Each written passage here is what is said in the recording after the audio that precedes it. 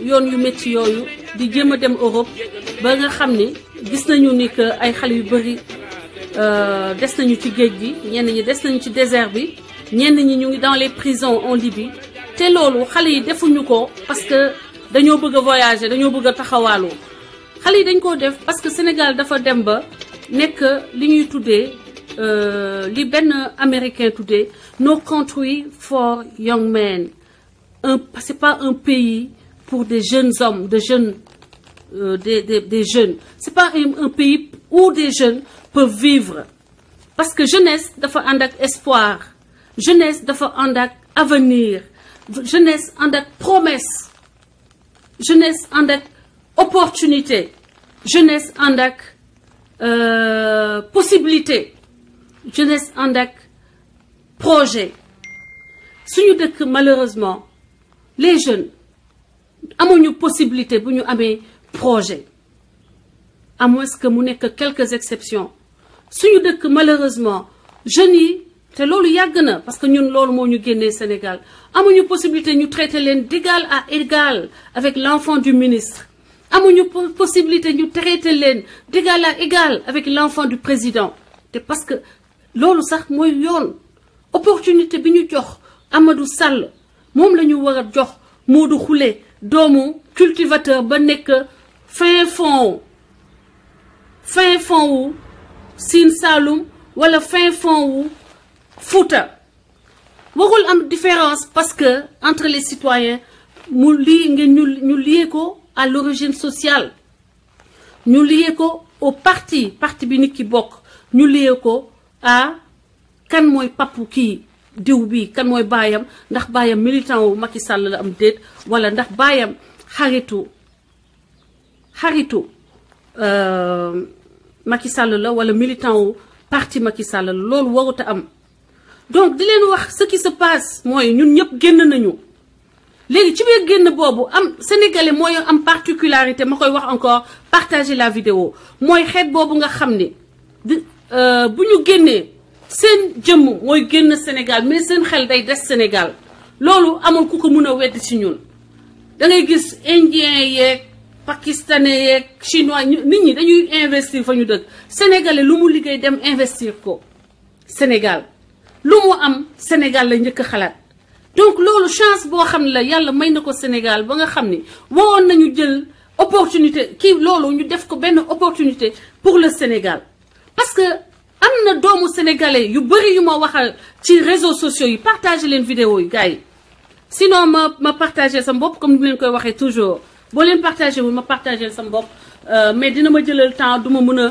introduire correctement le sujet boo demee Amérique nga dem France fu mu mënti doon di nga gis doomu sénégalais yuy liggéey dans des conditions quelles que soient conditions atmosphériques yi ñu toog ci mbedd bi ñenn di jaay ñenn ñi di taxi ñenn ñi di tabax nekk dans le bâtiment mais ñooñu ñëpp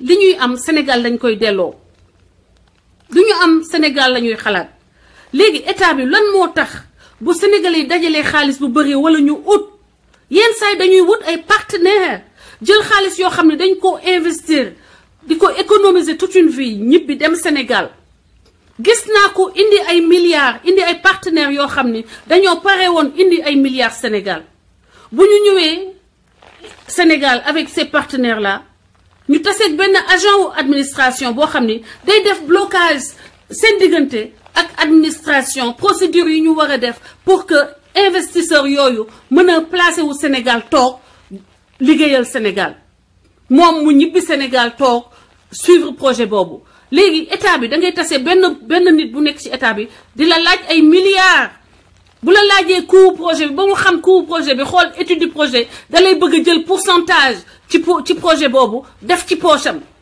calculer wul ñaata centaine ou bien ñaata milliers de Sénégalais le projet boobu doon dimbale pour que ñu jóge fa am futur ñaata xale le projet boobu doon jox possibilité pour que ñu jóge fa construire seen futur xalaatul ñaata projet boobu bu ñu ko tegoon Sénégal ñaata impôt lay fay contre le trésor sénégalais ba nga xam ni dina am lenn lu mu ay tali ak ay écoles yu mun a tabaxal Sénégal égoïsme boobu nekk ci fonctionnaire sénégalais yi corruption boobu ci nekk moom la chef de l'État ak administration sénégalaise war a jóg ñu def le nettoyage au sein de l'administration. J'ai parlé avec au moins 2 personnes qui ont investi beaucoup d'argent ñëw ba Sénégal ñu administration ci boppam ñoo tax ba seeni partenaires dañoo patienté ba mujj takkat seen bagage ñibbi après ñu dem wuti beneen dëkk bu ñuy dem pour installer fa yooyu projet. Et pourtant pendant ce temps-là ay français ngi ñëw di installer seeni entreprise ay doomu France yi nekk France mënuñu tekki France ñu ngi ñëw Sénégal mbala am ay difficulté France mbala entreprise yi am difficulté ay France ñoo ngi ñëw Sénégal di installé wu ay italien yu am projet am ay problème d'expansion en Italie ñu ngi ñëw au Sénégal ngeen faciliter leen ñu toog di liggéey lan moo tax doomu Sénégal bi jóg nekk diaspora pendant toute une vie dajalee xaalis wala bu dee defoo fa sax toute une vie mu am ay partenaires yu ko permettre mu réaliser son rêve de retour au pays.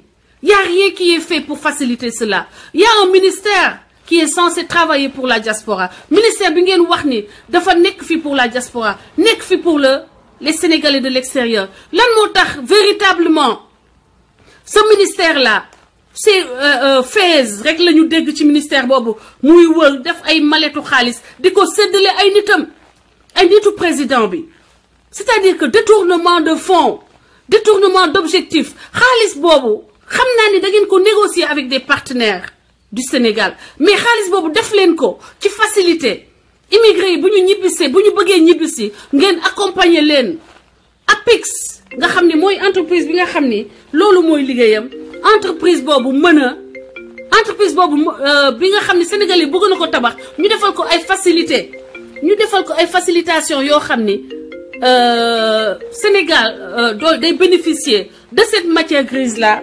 Ousmane, je te rappelle tout de suite, de cette matière grise, parce que la diaspora regorge de connaissances. Parce que vous l'avez fait, c'est des jeunes qui ont été au Sénégal. Pour certains, ils ont une petite formation, mais le temps que nous sommes, soit dans leur pays d'accueil, moi Allemagne, moi Italie, moi Amérique, moi France, nous avons des connaissances qui ont c'est un lieu de travail, là nous avons des connaissances, même le Sénégal sort pour tabac. Pour développer véritablement, la diaspora doit être pas seulement un pourvoyeur de fonds, mais ben matière bo xamni ciment bo xamni ci la état bi di baser les fondements d'une nation émergente. Bu fekkee ne dañuy wax émergence, mënu leen continuer di wax émergence tout en ne foutant rien d'autre que du folklore du matin au soir, du folklore du matin au soir. Sonn nañu ci folklore bi. Vous avez là une possibilité avec la diaspora sénégalaise. Des expériences, des compétences, de la matière grise, de l'or gris, or gris, parce que ci cerveau il est nek. May leen ma tuuti partagez leen vidéo bi ba ñu yegg ci yenn quand même capacité yu ñu mën a impacter l'opinion et impacter aussi les décisions de nos gouvernants, parce qu'on n'est pas là pour faire du folklore. ñun dañu fi nekk pour waxal askan wi li nga xam ne mooy métti diaspora bi ñu nekk nii man tase naa ay milliers ay centaines de gens des centaines de gens des gens yoo xam ne dañu lay wax ni dem naa ba Sénégal sama grand kii woote moom xam naa ni am na lu mu bëgg a wax ci sujet bi baal ma Ousmane après ma jël la c'est pas juste, mais bon je reviens, je prends la liste, je vais prendre la liste pour que ma dugal ñëpp ñi nga xam ne woote ne Ousmane maa ngi ñëw mon frère depuis la Norvège maa ngi lay woo. mënuma yeggali sama introduction mais li ma bëgg a wax leen mooy mais c'est chers amis, la diaspora est de l'or pour le Sénégal. nañu jël diaspora bi utiliser ko, nañu jël diaspora bi exploiter potentiel bi en connaissance, en compétence, en expérience. Nañu jël carnet d'adresse du diaspora bi nañu ko exploiter, pas pour faire enrichir ben fonctionnaire véreux boo xam ne à travers les projets que les gens de la diaspora apportent mu ngi xool nan lay feesale compte en banque am moom ak waa këram mais xalaatul projet yooyu li mu mën a indil Sénégal te loolu Macky Sall da nga waxoon ni ko boo yegsee encore une promesse que vous n'avez pas tenue, monsieur le président de la République. Da nga ne woon la diaspora serait la 15e région. Mais loolu yëpp anamu léegi ana 15e région bi ana la nga waxoon ci diaspora bi dara que des promesses mensongères. Je suis désolée yaa ma mag mais mën naa la wax ni que c'est des promesses mensongères parce que respecté woo ci dara li nga waxoon diaspora contrat de confiance bi nga signé woon entre yow ak diaspora bi pendant la campagne électorale yow defoo ci dara lan nga def pour la stabilisation des Sénégalais qui sont rentrés au Sénégal et qui veulent contribuer au développement du Sénégal, même s'ils ne sont pas dans le parti de l'APR, même s'ils n'ont pas envie de militer politiquement. C'est des Sénégalais, ils viennent avec un potentiel. Mettez ce potentiel au service du Sénégal et arrêtez vos querelles politiciennes parce qu'elles ne nous intéressent plus. La génération avec laquelle je travaille aujourd'hui, avec laquelle je suis dans ces réseaux sociaux, cette génération dit merde à la politique politicienne. Cette génération dit non au favoritisme. Cette génération n'est pas corruptible. Cette génération n'a rien à cirer de vos salam malek. Parce que c'est une génération qui a traversé le désert, qui a traversé l'enfer libyen, qui a traversé la Méditerranée avec les boucliers que la France et ses alliés, l'Euro-Afrique, a mis dans la Méditerranée. Ils ont vu leurs frères mourir dans la Méditerranée. Ils ont vu leurs sœurs sombrer dans la Méditerranée. Ils ont vu leurs frères prendre une balle dans la tête.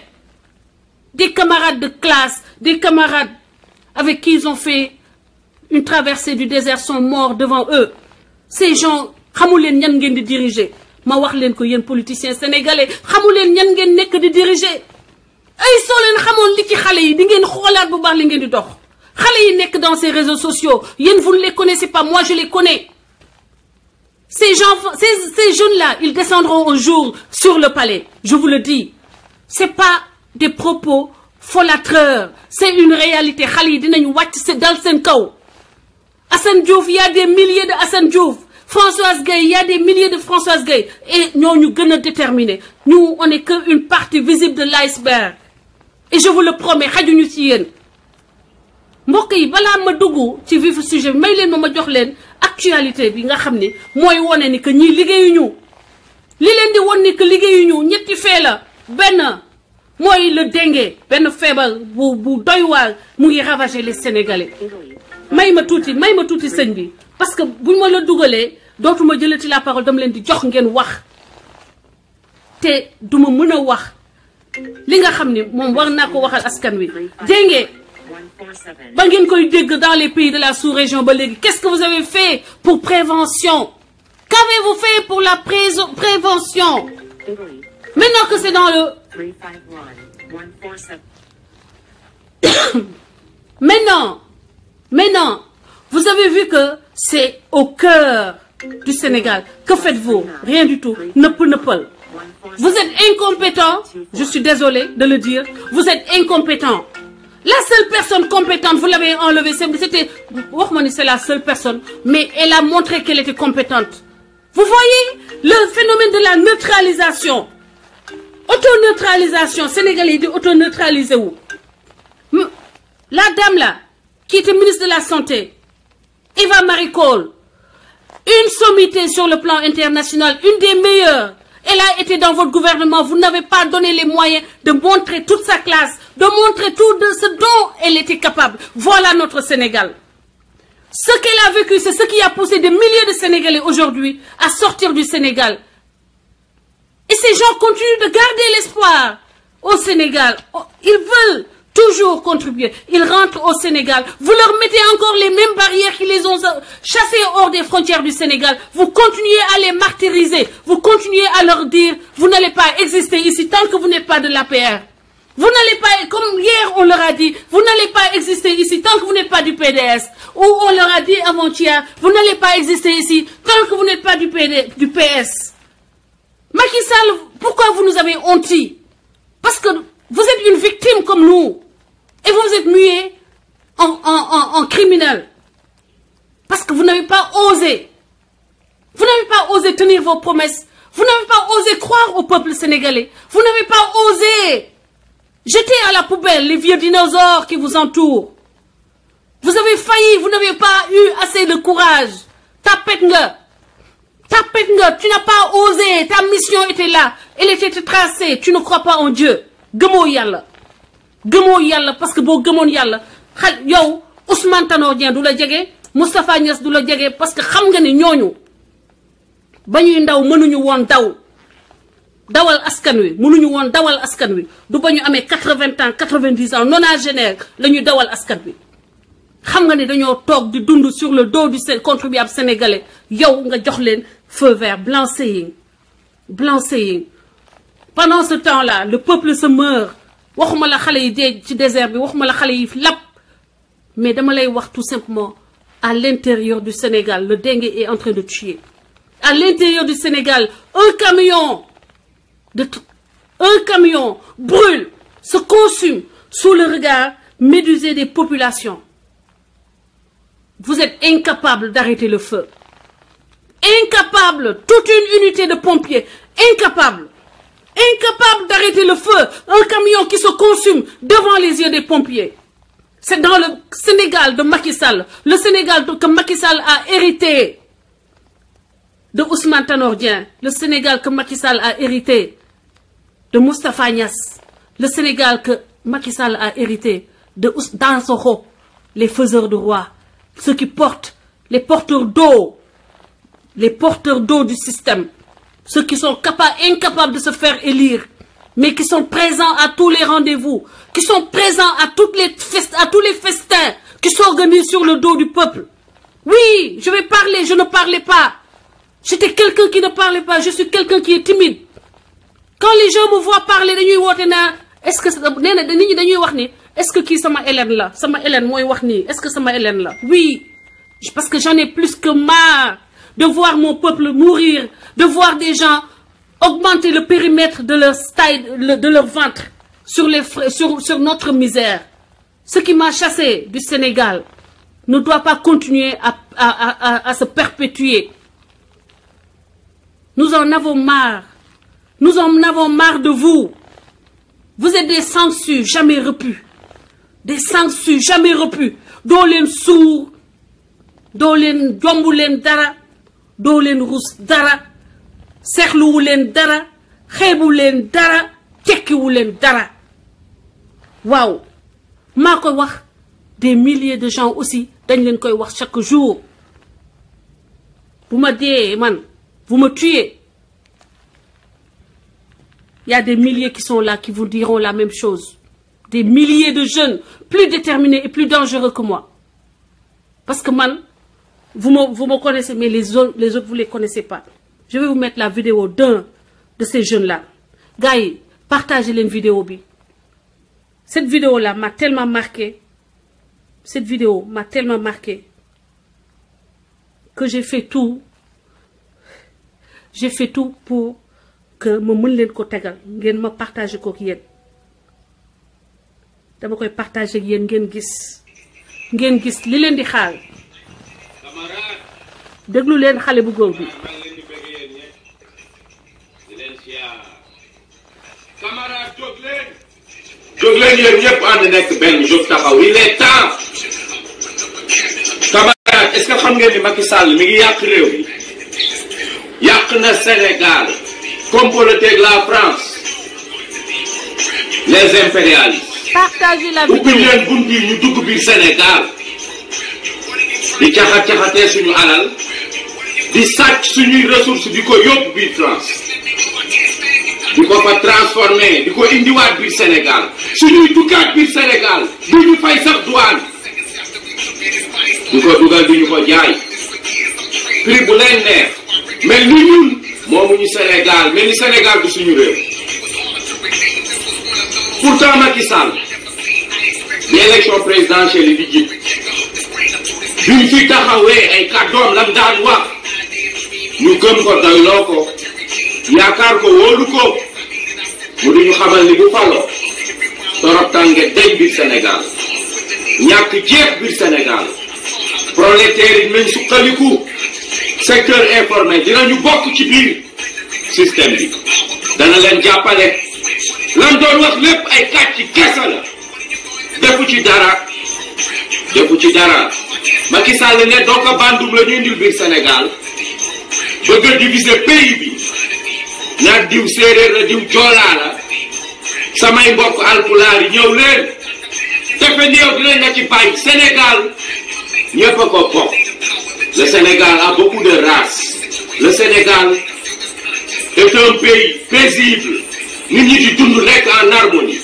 nga compléter avec la France les impérialistes ñu utiliser benn système bu bon système bi anéantir àdduna bi système bi yàq àdduna bi muy les éliminer du ko awale ci franc-maçon yi muy jaar ci capitaliste yi di jaar ci impérialiste yi di wàcc si di ñëw ci yow ñu di la noot jaamu xaram bi jaam bu bon bi nga waroon a bañ waroon a opposé wu mais defoo ko yow yaa ànd ak ñoom accepter li ngay wax ànd ci seen système bi trahir le peuple jël suñu ressource di ko jox la France mu di ko jël di ko exploiter di noo dëkk bi entreprise yi biir Sénégal lépp France nangu na ko réew mi kenn yoratul dara xale yi jaaxle tumranke amatuñu benn yaakaar xamatuñu lu ñuy def ñu ngi daw di dugg ci gaal yi di mbëkk aw biir yoon dugal ñii wa ngi lab di dugg ci géej gi di dee nga toog fi nga toog ci biir palais bi di dund nguur defe ni dana wëy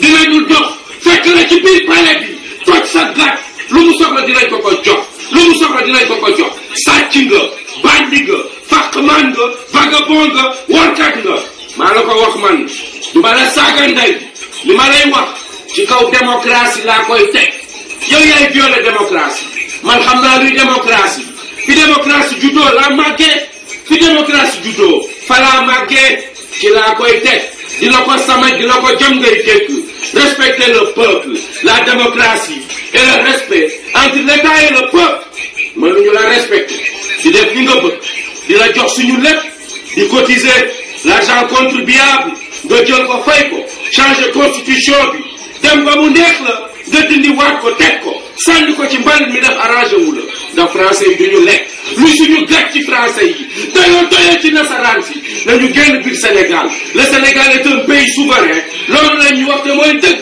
Sénégal dëkk la pays la lu tax tubaab yi nasaraan yi bëgg a continuer di ñëw ba léegi di dugg biir France di ñu noot di sàcc suñu alal di fa def li leen neex nga di ko nangu di ko accepté yow nga waroon ko pañ jaam bu pon bi jaam nga sàcc nga saay-saay nga bandi nga wayu nga mais dinañu toj sa gat dinañu toj sa gat naa la ko wax dinañu toj sa gat gis nga jeunesse bi moo gën a dangereux jeunesse bi daane loon Abdou Diouf jeunesse bi moo gën a dangereux jeunesse bi daane loon Abdou Diouf lu mu laaj dinañ ko ko jox di nga génn palais bandi nga sàcc nga wayu nga fàq man nga màggetu dinosaure yi nekk sa gannaaw jiital la Moustapha Niass Tanor Dieng Moustapha Cissé Lo bandi yu bon yi sàcc yu bon yooyu Moustapha Cissé Lo lu mu xam ci politique jaaykatu gerte bi gerte nga daan jaay gerte caaf ak kemb nga daan peese ci gaaru Touba bi di jaay rey làmmiñ rek ak wax ju bare gàllaay ju bari nit ñi nga noot leen ndax peuple bi ñu dem ba fal la dugal la biir assemblée yow mat nga député mën nga représenter le peuple yow mi taxaw ci assemblée bi di menacer le peuple naan boo génnee da nga leen di jàpp yóbbu leen kenn gu tëj leen kaso am ba la dictature vive la démocratie vive l'Afrique vive le Sénégal di ngeen ñu abal dëkk bi Tanor Dieng Moustapha Niass seen bëtu mbott yi yow Moustapha Niass sa bëtu mbott yi sa bëtu mbott yi yow Moustapha Niass sa bëtu mbott yi màggetu dinosaure ñaata at yaa ngi Sénégal boobu ba léegi yaa ngi fa toog di ñeddu nguur mel ni xale bu tiim boolu dëkk di ñeddu doo rus lan nga defal Sénégal wax ñu lan nga defal Sénégal wax ñu lan nga defal Sénégal ànd ak Tanor Dieng sàcc bu bon bi sàcc loo mbay ju xaalisu rëcc des chemins de fer bi yëpp yaa tëj régi des chemins de fer tey seen kër ci kaso bi la waroon a ne ngeen tëdd fa di dund ba dee màggatu dinosaure yi génn leen Sénégal ay sàcc ngeen ay bandi ngeen ay wayu ngeen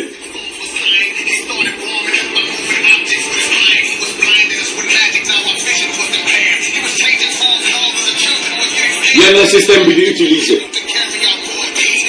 yenn illuminé tey di utiliser di ko jaarale ci franc-maçon yi mu yaw ci góor jigéenu xaraamate njaay les capitalistes Iblis Dajjal le Satan avec sa pyramide ak benn bëtam ci kaw jiital leen ngemb leen ngeen toroxal askan bi jël pyramide bi teg ko ci suñu kaw bopp yi nous les prolétaires ñu nekk ci suuf ngeen toog ci kaw nekk ci biir pyramide bi di ñu manipuler di ñu torturer di sàcc suñu alal defe ni loolu dana wëy dana takk dana jeex jeunesse bi jóg nañ takku nañu révolté wu nañ du mu laaj danañ ko ko jox bu jaree dox ba pare ñu def ko fekk leen fa toj seen gat ngeen génn dëkk bi soxlawuñu bandi yu mel ni yéen sàcc ngeen saay-saay ngeen ay wayu ngeen seeni kàddu dara defu leen ko ci fàqamaan yu bon yi système bi di leen utiliser ngeen di jël koomu réew mi lépp am Sénégal or pétrole gasoil zircon phosphate mun ñu toll ci war a mën a garanti suñu xaalisu bopp am franc CFA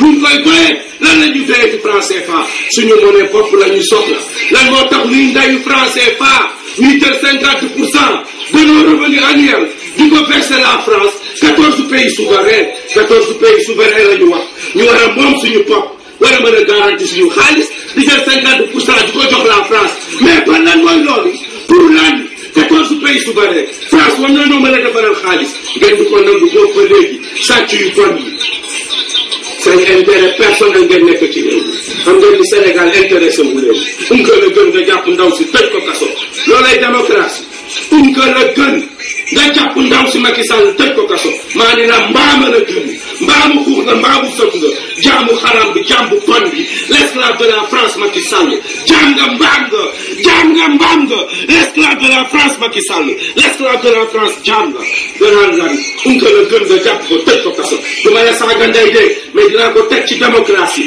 du toj sa gat di la wax dëgg nga di ko dégg ma xool lan ngay def dinaa ko teg ci démocratie di toj sa gat daa la wax nga di ko dégg la liberté entre le peuple et l'État le respect entre l'État et le peuple dinaa ko ci teg di toj sa gat Pythagore mi doon élève Socrate waroon na mën a rawale Socrate mi jàngale démocratie ci adduna bi yépp teg ko ci yoon xamal lan mooy démocratie bi jàngal ko peuple bi pour nit ñi xam ko gëm ko di ko dox pour respect am suñu diggante accepté nangu jël poisson posal biñ ko empoisonné moom Socrate mu naan ko deerey boppam ci kaso bi pour jàngal du démocratie yow nga bañ ñu ni la unka la gën ci kër ma ni la mbaama la gën ci kër mbaama la gën ci kër jaam nga mbaamu xuux nga jaam nga mbaamu xuux nga Macky Sall jaam nga mbaamu xuux nga kay jaam nga mbaamu xuux nga jaam nga mbaamu xuux nga courage le Sénégalais réveillez-vous yow leen jóg leen taxaw mais lan mooy ngeen toog seen kër yi nag da ngeen ragal rëbës lan mooy da ngeen ragal rëbës bu leen nangu di leen noot di leen napp di tëj seen gémmiñ bañ ngeen di exprimer wu wax leen bu mbër yi di bëre yéen rek ay fees ci stade bi nag bu footballkat yi di football ngeen fees dell ci stade bi di rayante di dóorante ba nit ñi di dee ñaata ni sa dee keroog ci stade bi ngeen bañ du ngeen récolté wu du ngeen jug taxaw xeex laaj seeni droit tàkk mbaamu foofu dem jaamu xaram bi Macky Sall mu génn ci palais bi dem yoonam leen mooy loolu jóg leen ngeen ànd booloo bokk leen ndey ak baay jóg leen ngeen xeex seen droit la génn Sénégal dafa toroxal askan wi da leen di noot bañ leen sàcc la bandi la woyu la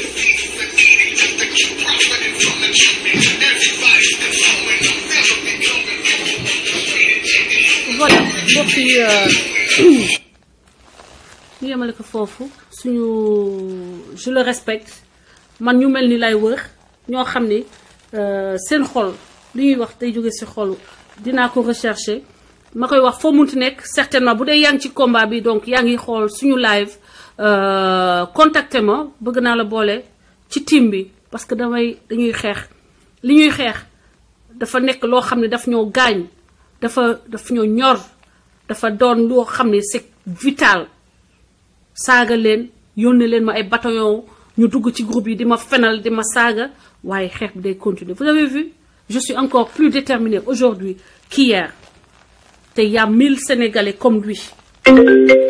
Unknown caller. maa ngi ubbi ligne bi partagez la vidéo na ci ñëpp a jot partagez la vidéo parce que ñun bu ñu toogee di xeex gars yi ku ci nekk na def wàllam waaye ku ci nekk na def wàlla bu ñu leen gën a goree man mënuma fiy toog ba sama baat yi di métti sama dënn di métti yéen ngeen toog fu ngeen toog croiser les bras silvissé ne doo leen partagé leen.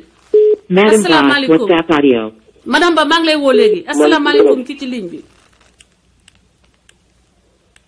allo. oui allo soxna si. oui. sëñ bi da nga def. waaw soxna si def. maa fi. ça va activité yi. ça va alhamdulilah. alhamdulilah waaw man dama bëggoon participer ci waxtaan bi. waaw yaa ngi ci biir. waaw maa ngi wootee France tur bi nag dama koy leb.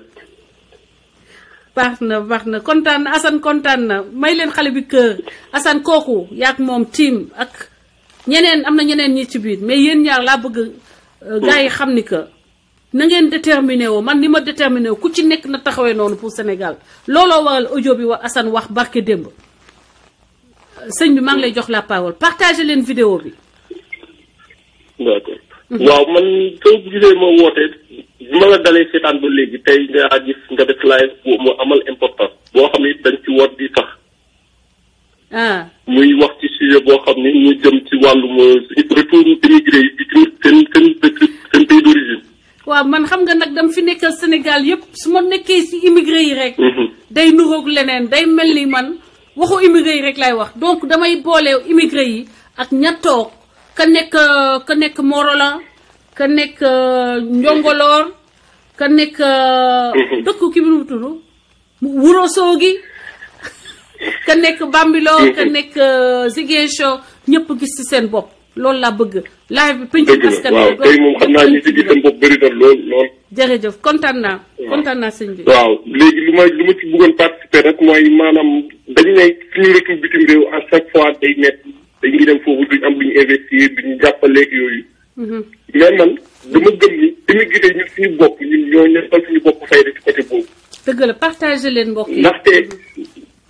ndaxte gis nga soo xoolee bitim réew bi ñu nekk doo xool fi yeneen suñu morom état yi ñu fi nekkal ñoom ñëpp dañoo organisé wu. ñoom ñëpp organisé wu. sénégalais rek ngay dem dañuy daje nag dañuy daje waaye sénégalais dimanche ba dimanche dañuy daje donc seen ceebu jën bu fàtt naan seen café commencé nag di jël ci problème mu jàmbur. loolu mu fi yóbbu réew kanam. waaw te gis nga nag loolu. gis nga problème mu Assane bi dafa am jàngat bu ma ci def mooy bi mu nekkee ci problème bi sànn ba ñëpp waroon ko jàppale. ñuy envoyé xaalis yi ma gis mobilisation bi immigré yi am. may leen Assane ay kër mbokk yi. mais ma ne exemple boobu noonu ñu ci war a jëlee maanaam mooy gis nga Sénégal. immigré bu nekk koo ci toogal laaj ko tur village am xëy na dala koy wuta wax ndax danaa dañ may jàppee kamoon taaw mais gis nga suñu defoon rek ñu jël Sénégal 14 régions yi. ñu ne région de Diourbel région de Kaolack région de Tambacounda région de Fatick Saint-Louis et cetera. immigré bu ci bàyyeekoo ci région bu nekk ñoom seen biir ñu bokkoo maanaam immigré par exemple région de Saint-Louis am seen association immigré waa région de Thiès am seen association bu Diourbel noonu bu Ziguinchor noonu. waaw sëñ bi loolu ay méthode la loolu ay stratégie certainement la mais lan moo actuellement sujet bi c'est sur le retour au bercail ñibbi bi lan moo tax ñibbi bi compliqué ak lan la état bi def ak lan la état bi deful lan ngeen bëggoon état bi def pour que bu ñu nit ñi ñibbee ñu mën a am capacité projet yañ fa yóbbu ñu mën a excuse-moi ñu mën a toogaat xaalis ba ñu indi ñu mën ko dugal ci économie bi mu nekk loo xam ne day yóbbu Sénégal ci kanam.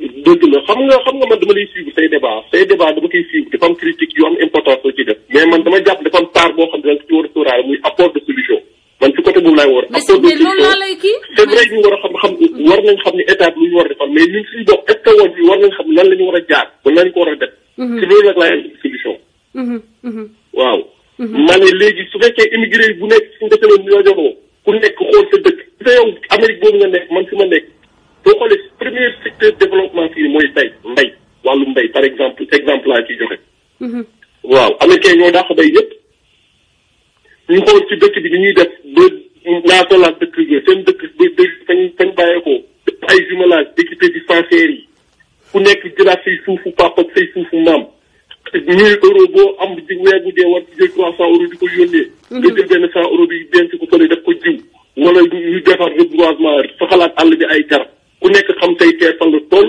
parce que tey suñ ko jël utiliser ko Sénégal ñu ngi noonu richesse saa ngi génn fépp.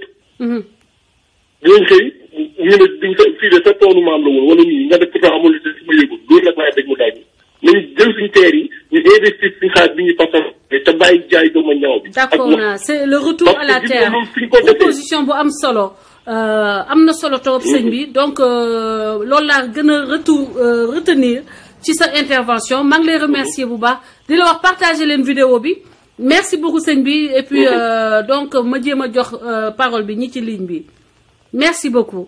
jërëjëf. voilà effectivement gars yi gis nga en fait li tax retour bi du yomba sénégalais yi ñu bëri ñu ngi ci diaspora bi tey bu doon seen sago disons dañuy ñibbi Sénégal dañuy mën a dem investir seen xaalis am ay activités de développement yu ñu mën a def mais duñu dem parce que état bi la mu war a def préalable yi la état bi deful c'est-à-dire que mu organiser on n'a pas d'état l'état est désorganisé l'état est déréglé donc boo ñëwee donc li ma lay wax sànq corruption bi da lay sonal ba da ngay mujj takkaat say bagage dem xam naa ci ñu bëri lu ñu jaar ci loolu madame Ba maa ngi lay nuyu di la dalal ci plateau bi. waaw Françoise maa ngi leen di nuyu yéen ñëpp maa ngi leen di nuyu.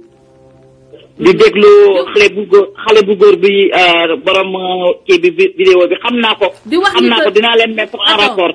waaw d'accord di wax ni que live bi mu ngi daw ci site internet résistance bi. bi tudd jubanti.com.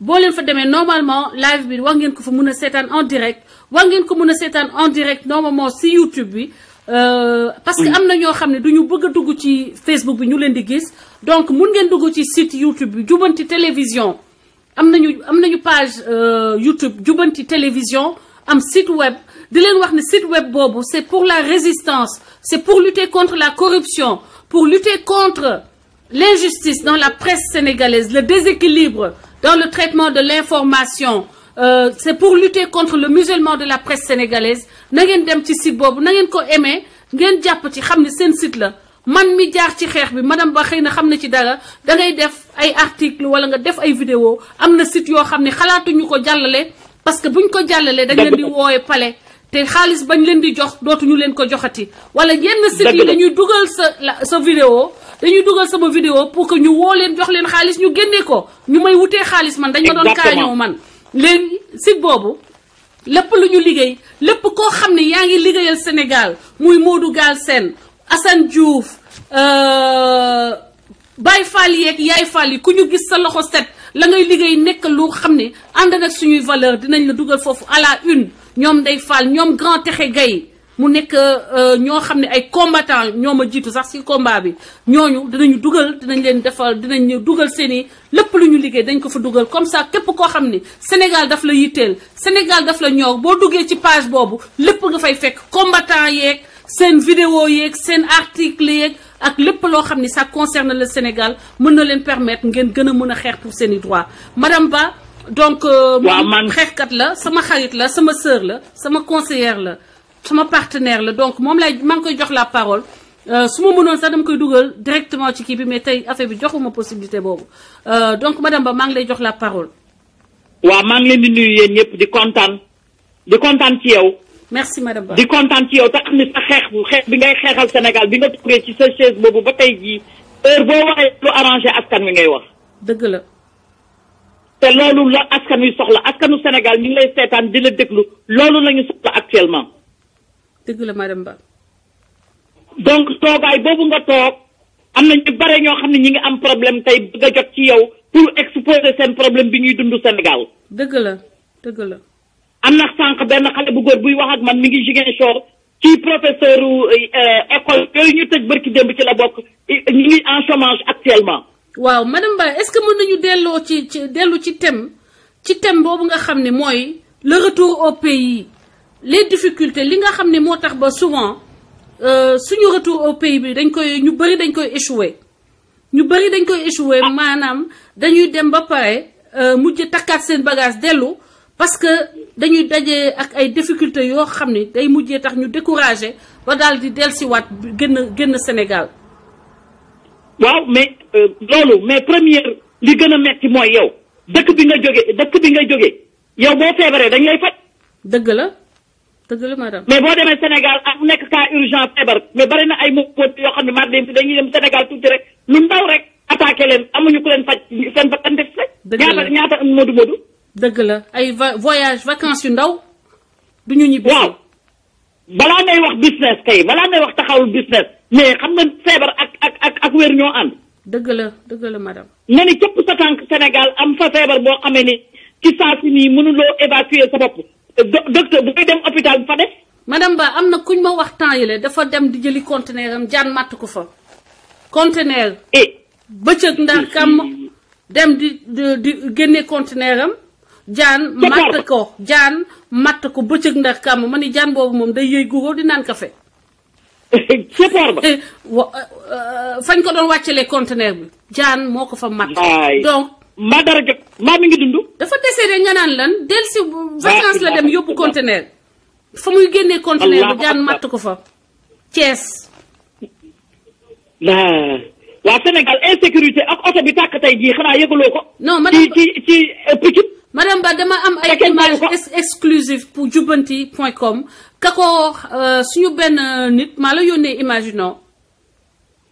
waaw léegi gis nga xale bu góor bi si suñuy Baye Fall yi la bokk moom en direct fekkee na ko dinaa ko tegal suñu auditeurs yi dans un instant en exclusivité image yi du début à la fin camion lakk biir Sénégal pompe yi taxaw mënuñu ko dara ba camion bi jeex takk bi xaw Pikine waaw bi xaw Pikine effectivement mooy waaw mais Sénégal lan moo fa baax yow dafa baaxul amul sécurité bu lakk buy lakk day lakk ba jeex pompe du ñëw xanaa Macky Sall léegi nag boo feebaree doo faju ba pare mu am feebaru deng ba fa nekk feebar bi gën ñu koy nëbb askan wi feebaru mystique deng dëgg la madame sénégalais yi ni batt rek toog di xoole ñii di fecc ñii di sabaru dëgg la hôpital boo xam ne boo demee bu di faju ñu ne la paludisme normal la boo moytuwul ñàkk sa bakkan ñu koy nëbb nombre de cas yi ñii yore alalu réew mi di ko saax-saaxee. dëgg la. xale bu góor bi doon wax sànq xolam di wax dëgg la. xale bu góor bi doon wax sànq xol bi mooy wax xol bi te li mu wax yëpp dëgg la. xol bee jeex mu ngi wax ndeysaan. waaw gis nga gouvernement Sénégal fi ñu toll nii Macky Sall fi mu nekk nii mooy patron ba mooy chef ba lu jig njàgga mooy njàgg jabaram wër dem ca banlieue ba di fa maye ay toilettes ay douche 250 douche muy 1,250,000 douche bu ne 5,000 ay douche jonkan bi laay Marème Faye Sall yaa mën a saaga ndey sénégalais yi. ñaaw na trop c'est vilain. Marème Faye Sall yaa mën a saaga ndey xanaa yow douche ba nga amoon problème mu douche fa nga dëkkoon moom douche rek lay maye nag toilette xam naa ne douche moom yàq na àddinaam amuloo loo maye yow boo dugg bu fekkee nar nga def lu baax boo duggee ci kër yi mais ndaw ya fa nekk wutal leen liggéey. ku di liggéey fayeeku ñaari fan mën nga defaral. mën a tabaxal yaayam douche lay def. te xoolal madame Ba li ci neex mooy. dafa am nooy fexe ba nit ki di yow nga koy bàyyi ak dignitéem nga koy bàyyi toujours muy siggi waaye ñoom dimbale ba ñuy dimbale dañuy dimbale sénégalais yi pour sénégalais yi di sëgg fu ñu toog sénégalais yi di sëgg loolu moom laa gën a bañ ci doomu aadama la dignité humaine est sacrée bul may nit ki ba fexe ba nit ki fu mu toll dalay jox ñaari loxo booy may nit ki jox ko ci mais moo tax état sax dafa xamul ay Marième Faye di dem di maye. ma ne ma waxaat na beneen. mais quel est le statut de la première dame au Sénégal quel est le statut de la première dame. ma ni François Cheikh Anta ba nekkoon ca port ba ñooñu mu employé ñëpp ñu takk ci gouvernement Macky Sall la employé ay doomi waa APR yi. dégg nga loolu. c'est terrible c'est terrible. ñi mu wutal liggéey ca port ba balaa muy dem ñooñu ñëpp ci gouvernement bi la seen parents yi takk. non ségrégation. c'est terrible lii ëpp na quoi dafa ëpp. la première dame nag moom toilette rek la xam may moom douce moom. moom am nañu problème mu toilette moom problème mu toilette moom am na ko moom xaw ma fu mu nekk ci cerveau dañ koy boole ci carte d'identité muy ma toilette yi muy maye douche yi dañ koy boole waale ci carte d'identité di ka waxal ba àddina di tukki. en tout cas sonn nañu daal ak maye toilette ñi ñoo ko koy waxal xoolal jeeg ni moom ñoo ko koy wax toilette madame la première dame daliloo doomu Sénégal yi wutal leen liggéey recruté wuloo leen embauché leen wutal leen usine bu ñu liggéey amuloo looy may seen waajur yi lu toilette bu ñuy jonkan laajtoo nit. boo demee bay may toilette moom au moins nga maye chaise anglaise. waaye nag bu fekkente ni da ngaa judd ci mbaadoo la yëfu baadoo rek ngay def ay waay baadoo la boo woowee muy baadoo la boo taxawalee muy baadoo la bu sëggee di baadoo la bu toogee di baadoo la bu jonkanee di baadoo la bu jonkanee di baadoo la moo tax si su jonkan xoolal duusu jonkan lay maye parce que baadoo la non mais c'est terrible tey ji bu fekkonte ni lu baax rek nga xam tey boo demee ci banlieue bi di nga may jigéen ñooñu kër yooyu di nga leen jox lu gën a baax jël seeni doom yi wutal leen liggéey te di leen may ay siisu jonkan cabinet parce que yow cabinet yóbbu woon sa fit New York gii soo fi def ci New York gii ma nga nee di weeg jéem ngaa jéem mënuloo di jóge fii di jël aéroport di ñibbi di jooy ka la doon yóbbu ak ka la doon indi it xam nañ ko lépp fi la ñu fekk ak sa yaay jooy yow duus rek ngeen mën a maye toilette doy na waar waaw yenn yi gàcceel sénégalais yi la ba pare sénégalais yi kontaan nag defe ni balaa may dee ñu di ko télévision balaa may dee journaliste yu médiocre yooyu di ko tagg di tëb ba ca kaw di dal ci suuf ma Sénégal am na benn maladie bu fa nekk maladie boo xam ne dafa mel ni seen yóor yi la jàpp di ci tëgg xàmmeetuñu lu baax waaw gërëm nit tagg nit lañ fi nekkee gërëm nit te gërëmuñu nit ki poosam rek dañuy gërëm poosam ku mu ci may 500 000 nga defe ne xadd nga kaaba gi fekk sa alal la jox dëgg la madame Ba dëgg rek nga wax dëgg yàlla moo xolal nit ñi dañoo war a delloo si waat seen xel xam ne alal gi ñuy téye di ko gaaj-gaajal sénégalais yi ñoo ko moom dëgg la alalu askan wi la Sénégal war na lu gën a baax lii waa gi dégg naa ci kàddu muy wax affaire pyramide boobu benn jeunesse du nangu ñu tabaxal ko ci dëkk ba parce que wàllu yuy tëdd ca dëkk boobu duñ ko nangu Sénégal duñu nangu pyramide duñ ko nangu jamais mu ñuy porter malheur nar a porter malheur sénégalais yi waaw na ci jeunes yëpp jóg bàyyi ci xel Françoise ba ci kanam sama xol day jeex waay waaw je comprends ba ci kanam madame Ba kontaan nañu donc kooku di madame Ba di militant Pastef mi nekk fii États-Unis muy sentinelle wax dëgg yàlla nekk jigéen ju mën góor Grand Tékhé defe naa ni mën naa la woo nga dugg xaaral ma xool ñi nekk ci liste bi ma dugal rapidement ñi nekk ci liste bi di wax ni gars yi partagé leen dugal leen live bi seen i groupe dugal leen live bi seen page dugal leen ko fépp foo xam ne sénégalais yi dinañu mën a dégg le cri de cœur des sénégalais parce que wax sa xalaat la wax sa xalaat donc chaque fois damay dugal sénégalais yi ñu mën a partagé li nga xam ne moo nekk seen maa ngi dugal asalaamaaleykum Grand Tékhé maa ngi lay nuyu maa ngi lay nuyu Sister Nelson garde la ligne ma nuyu gars yi Jatouma Niès depuis Paris maa ngi lay nuyu Ndiaga Diop welcome Betty Son welcome Viviane Safi maa ngi lay nuyu Dieyna Sy waaw garde la ligne Awa Gueye Sister maa ngi lay nuyu bu baax Ibra Niass maa ngi lay nuyu di nuyu Ibou Touré di nuyu Assane Diagne di nuyu groupe dëkk bi fu mu jëm di nuyu Baye Fall ak Yaay Fallu askan wi Assane Diagne Babacar Mbaye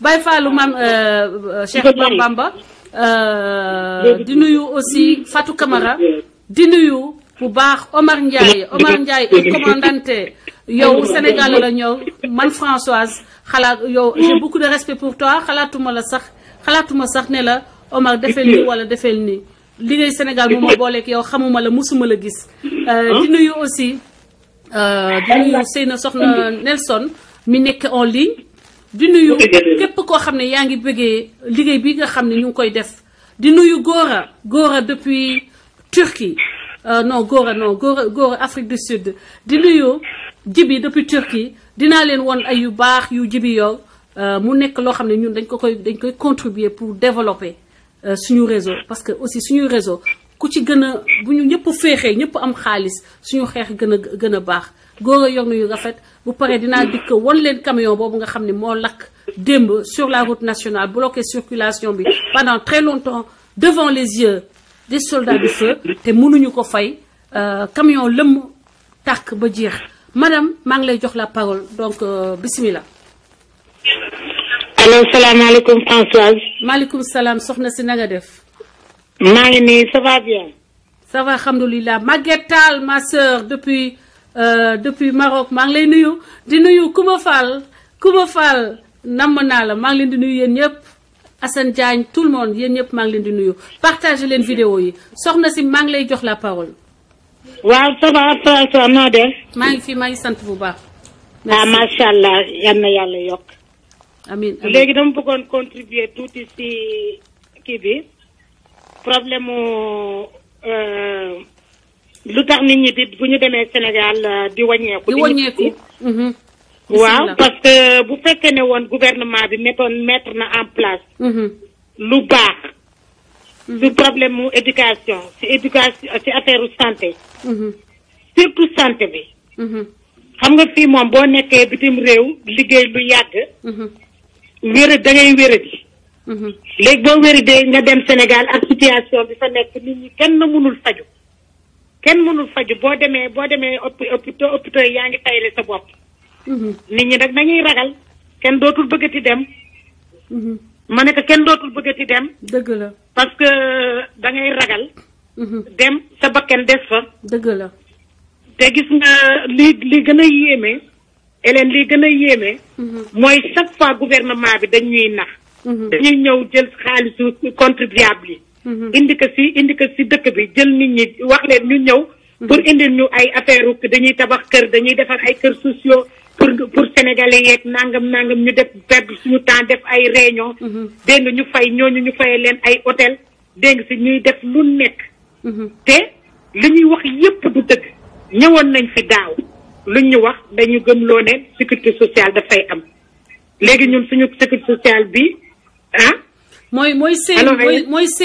mooy CMU waaw mooy CMU bi ñu wax. mais CMU bi kay xam nga lan moo lay wan ni échec la. dama yàlla baal. directeur u CMU bi sax CMU bi mënu ko protéger wu ko.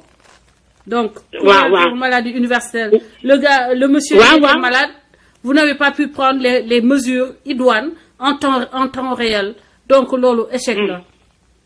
échec bi yëpp mooy échec la ñëw nañu fii mais nous on nous avait dit que loolu am na parce que léegi c'est conclu man am na ku ma si interpellé woon ne que waaw yéen pourquoi ngeen di jógee Sénégal yàlla suuf sedd ci kawam te yàlla sax xam yàgg ci loxo famille am yàlla yokk leeram mais exemple boobu ça montre clairement combien les politiques de l'État sont caduques, sont inopérantes, sont nulles. Ah oui, c'est nul. ñoom xam nga dañuy dégg dara ñoom c'est que ñoom seen problème mooy dañu bëgg a jàpp waa Sénégal nax leen ñëw fii si bitim réew tamit nax ñu ñun. dëgg la te ñun mënuñoo fexe ba nax ñu. li ñuy def ñoo ko teyaatoo ñoo ko gën a xam. man xaalis bi ñuy yàq di jël di paasal ñooñu. dugal leen ci ay hôtel. di yàq xaalis boobu mënoon na yem Sénégal. ñu dimbali nit ñi. parce que fii mënuñu fi def kenn mënuñu dem Sénégal conditions yi ñu tàmm fii ak lu ñu mel fii boo feebaree faju loo bëgg a rank am te boo demee Sénégal doo ko mun a am Sénégal salte na Sénégal tilim na. François maa ngi lay yónnee benn photo boo xam ne benn poto lampe buy wadd fii yaa ngi poto lampe presque wadd na. ci benn wetu jàkk. léegi loolu bu nit ñi jàllee mu wadd seen kaw loolu mooy nañu dee. xam nga yooyu yëpp ñun mënuñu toog mooy lii dal Assane Diouf rek dem Sénégal di gis salte bi moom dafa yéemu dafa choqué moom. ñun ñi tam bu ñu demee Sénégal déjà booy wàcc aéroport rek choc bi foofu la lay fekk commencé. gis nga waaw.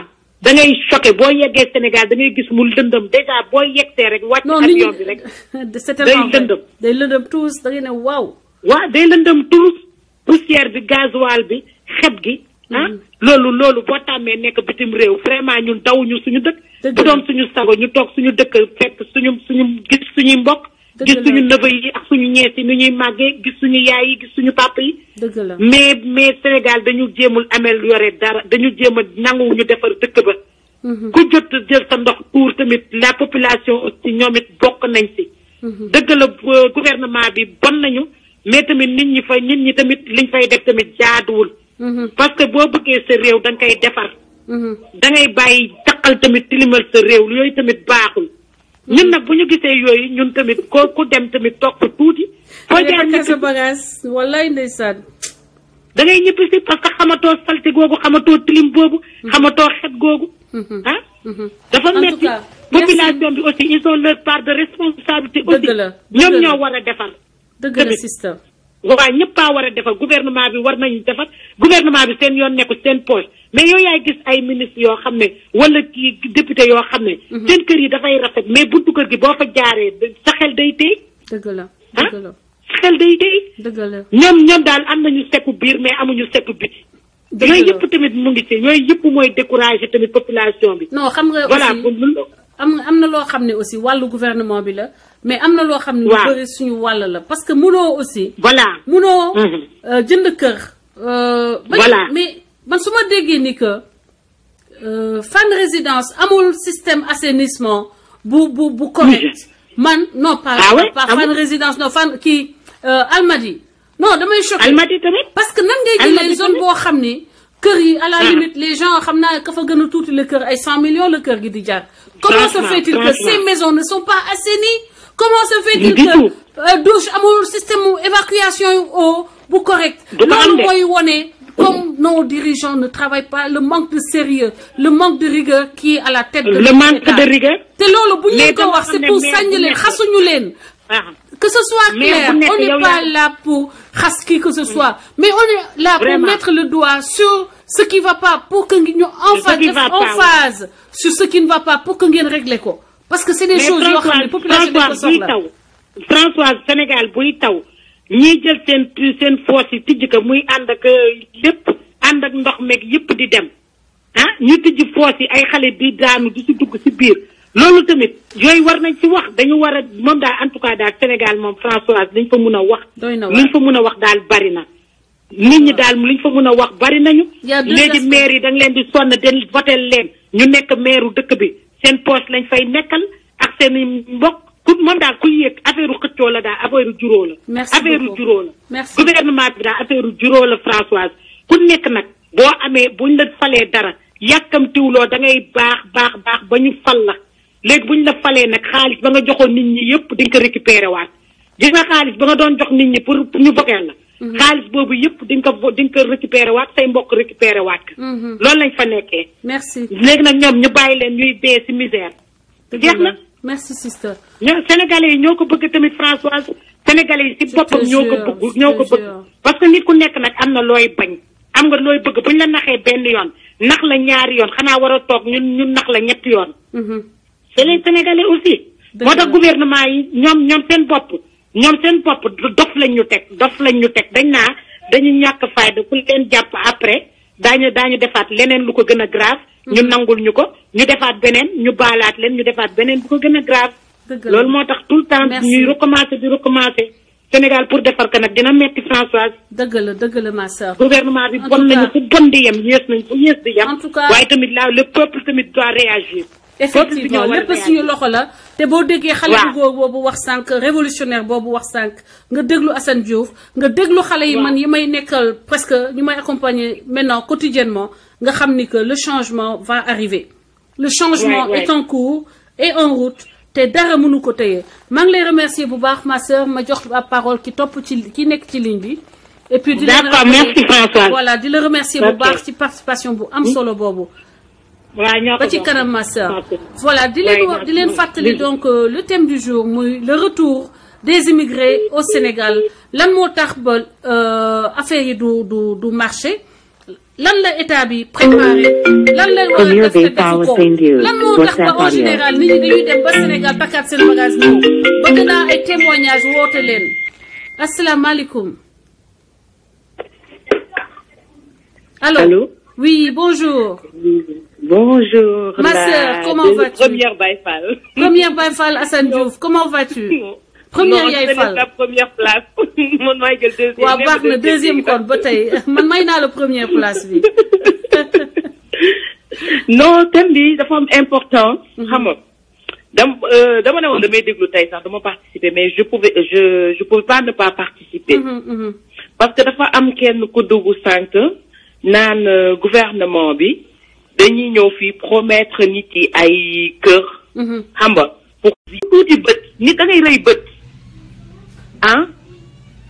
janax rek la bu ñu leen janax jikko janax la ñu amee ku leen jox tuuti rek ñu suur dañoo gaaw a suur élection bu jotee ñu jox leen saaku ceeb rek suur nañu du saaku ceeb boobu moo ñuy yor les jeunes ont besoin de travailler dëgg la xeex bu ñuy xeex nii Hélène xeexalu ko boppam Assane xeexalu ko boppam ñun ñëpp la koy xeexal. dëgg la am leen fulla am fayda. pétrole bi du pour Macky Sall kese ak lëg Marème Sall. dëgg la. pétrole bi pour ñun ñëpp la zircon bi pour ñun ñëpp la. dëgg la na ko ñëpp xam kilo zircon rek 3000 euros lay jar. gis nga xanaa ku jàngul école sax buñ ko nee zircon 3000 euros la du ko jaayee 300 euros ni Macky Sall. mais ñun xam nga ñaata ñu koy jaayee ñun.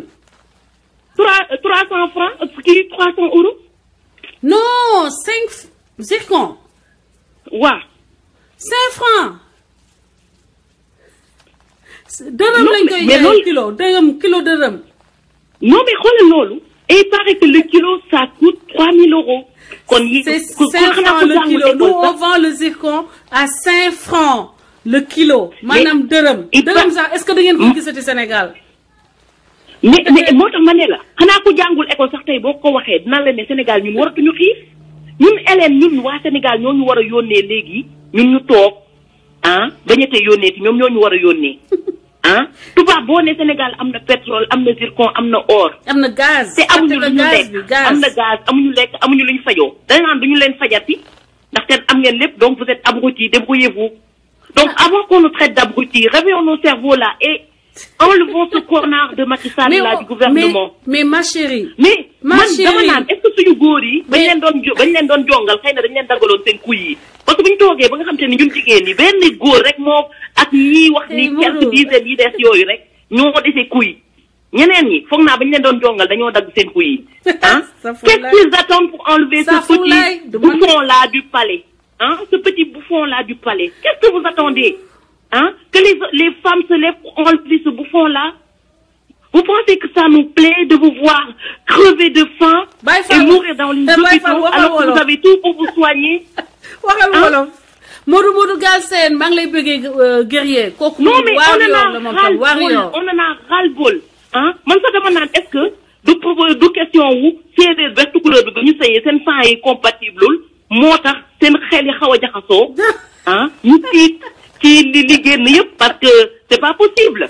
oh my God. man damay toog di ko réfléchir ma ne non comment ils peuvent être aussi abrutis Macky Sall et Marème Faye Sall ils sont tellement abrutis qu'ils accouchent des cochons de première communion boo amee xaalis sax sa yaram day jekk sa toogaay jekk sa xel ñor mais soo ne ma xoolal Hélène boo bëggee sax nga bloqué ma parce que ñii bu may wax ci ñoom foog naa léegi mu ñëw jël si ma sama kër tëj ma. non waxal il faut parler il faut dire ce que tu as sur le cœur. espace bi aussi pour loolu la le Sénégal yi wax li nekk seen xol.